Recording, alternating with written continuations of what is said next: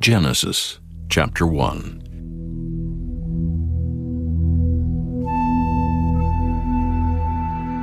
In the beginning God created the heaven and the earth was without form and void, and darkness was upon the face of the deep.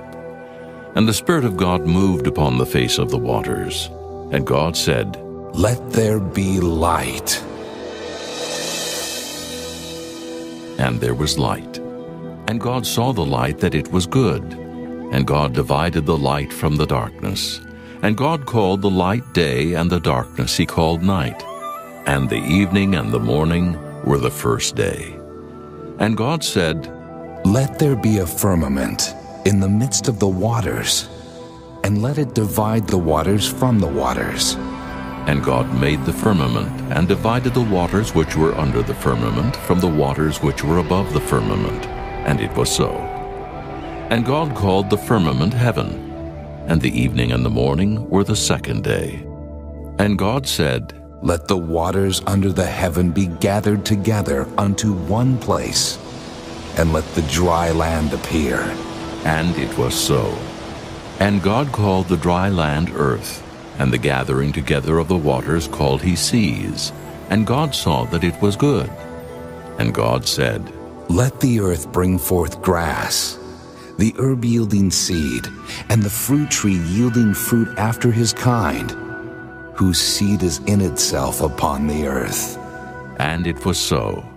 And the earth brought forth grass and herb yielding seed after his kind, and the tree yielding fruit, whose seed was in itself after his kind. And God saw that it was good. And the evening and the morning were the third day. And God said, "Let there be lights in the firmament of the heaven to divide the day from the night, and let them be for signs and for seasons and for days and years. And let them be for lights in the firmament of the heaven to give light upon the earth." And it was so. And God made two great lights, the greater light to rule the day, and the lesser light to rule the night. He made the stars also. And God set them in the firmament of the heaven to give light upon the earth, and to rule over the day and over the night, and to divide the light from the darkness. And God saw that it was good. And the evening and the morning were the fourth day. And God said, "Let the waters bring forth abundantly the moving creature that hath life, and fowl that may fly above the earth in the open firmament of heaven." And God created great whales, and every living creature that moveth, which the waters brought forth abundantly after their kind, and every winged fowl after his kind. And God saw that it was good. And God blessed them, saying, "Be fruitful and multiply, and fill the waters in the seas, and let fowl multiply in the earth." And the evening and the morning were the fifth day. And God said, "Let the earth bring forth the living creature after his kind, cattle and creeping thing, and beast of the earth after his kind." And it was so. And God made the beast of the earth after his kind, and cattle after their kind, and everything that creepeth upon the earth after his kind. And God saw that it was good. And God said, "Let us make man in our image, after our likeness, and let them have dominion over the fish of the sea, and over the fowl of the air, and over the cattle, and over all the earth, and over every creeping thing that creepeth upon the earth." So God created man in his own image. In the image of God created he him, male and female created he them. And God blessed them. And God said unto them, "Be fruitful and multiply, and replenish the earth and subdue it, and have dominion over the fish of the sea, and over the fowl of the air, and over every living thing that moveth upon the earth." And God said, "Behold, I have given you every herb-bearing seed, which is upon the face of all the earth, and every tree, in the which is the fruit of a tree yielding seed.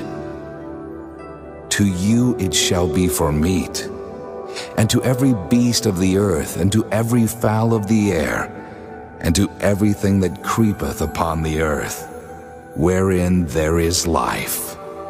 I have given every green herb for meat. And it was so. And God saw everything that he had made, and behold, it was very good. And the evening and the morning were the sixth day.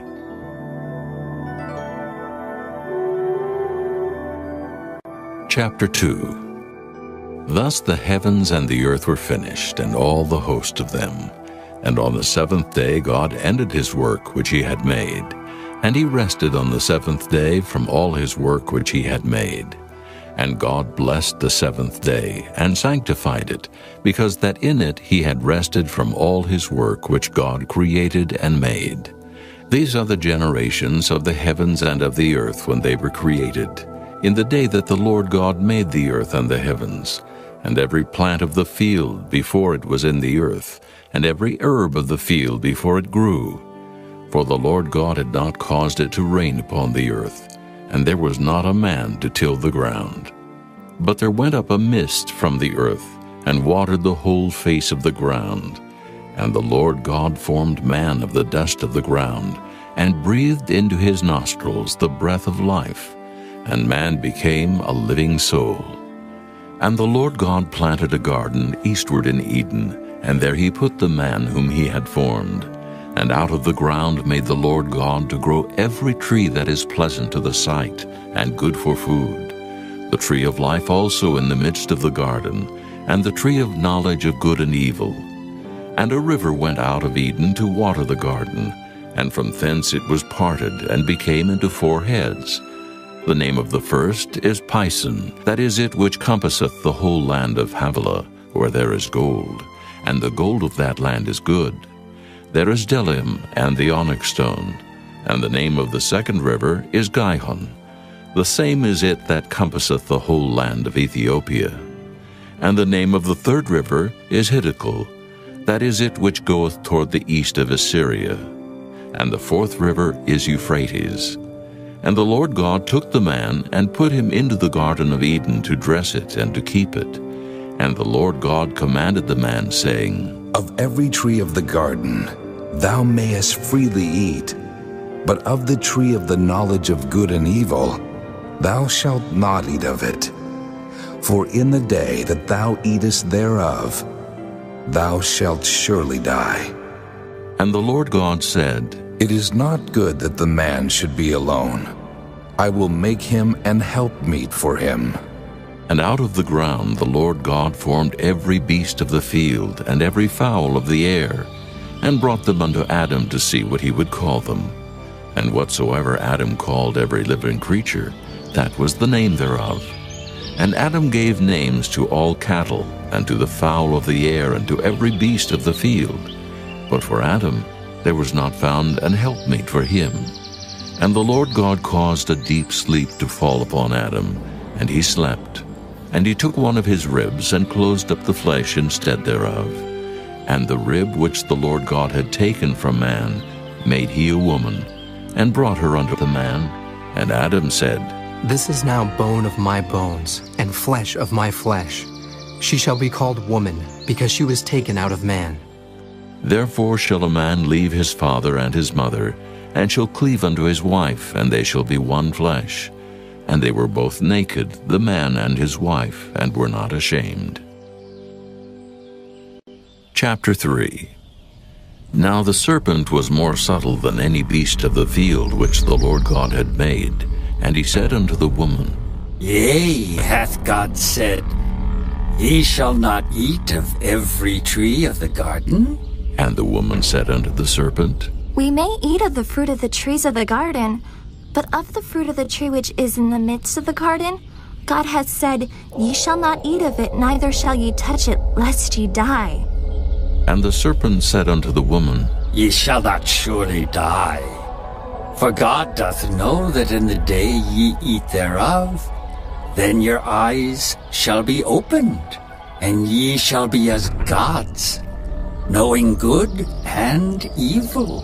And when the woman saw that the tree was good for food, and that it was pleasant to the eyes, and a tree to be desired to make one wise, she took of the fruit thereof, and did eat, and gave also unto her husband with her, and he did eat. And the eyes of them both were opened, and they knew that they were naked. And they sewed fig leaves together, and made themselves aprons. And they heard the voice of the Lord God walking in the garden in the cool of the day. And Adam and his wife hid themselves from the presence of the Lord God amongst the trees of the garden. And the Lord God called unto Adam, and said unto him, Where art thou? And he said, I heard thy voice in the garden, and I was afraid, because I was naked, and I hid myself. And he said, Who told thee that thou wast naked? Hast thou eaten of the tree whereof I commanded thee that thou shouldest not eat? And the man said, The woman whom thou gavest to be with me, she gave me of the tree, and I did eat. And the Lord God said unto the woman, What is this that thou hast done? And the woman said, The serpent beguiled me, and I did eat. And the Lord God said unto the serpent, Because thou hast done this, thou art cursed above all cattle, and above every beast of the field. Upon thy belly shalt thou go, and dust shalt thou eat all the days of thy life. And I will put enmity between thee and the woman, and between thy seed and her seed.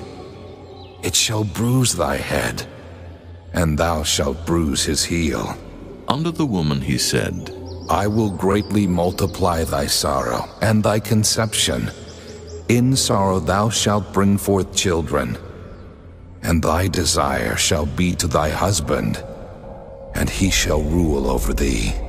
And unto Adam he said, Because thou hast hearkened unto the voice of thy wife, and hast eaten of the tree of which I commanded thee, saying, Thou shalt not eat of it.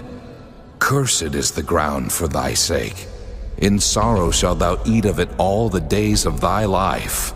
Thorns also and thistles shall it bring forth to thee, and thou shalt eat the herb of the field. In the sweat of thy face shalt thou eat bread, till thou return unto the ground. For out of it wast thou taken, for dust thou art, and unto dust shalt thou return. And Adam called his wife's name Eve, because she was the mother of all living. Unto Adam also and to his wife did the Lord God make coats of skins, and clothed them. And the Lord God said, Behold, the man is become as one of us, to know good and evil.